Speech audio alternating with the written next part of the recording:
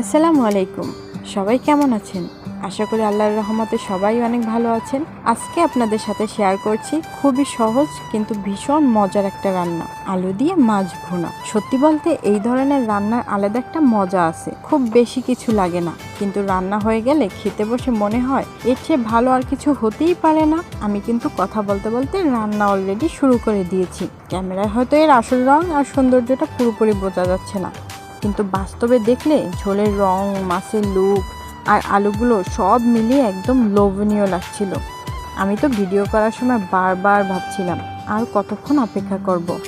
আমার কাছে মাছ ভুনার সবচেয়ে মজার অংশ হলো আলুগুলো যখন ঝোলের সব স্বাদ নিজের মধ্যে টেনে নেয়, তখন একটা আলু খেলেই মনে হয় আর একটা খাই। তারপর যদি পাশে থাকে ধোয়া ওঠা গরম ভাত, উফ, সত্যি বলছি, তখন আর অন্য কোনো তরকারির কথা মনেই থাকে না। এক প্লেট ভাত কখন শেষ হয়ে যাবে আপনি নিজেও বুঝতে পারবেন না।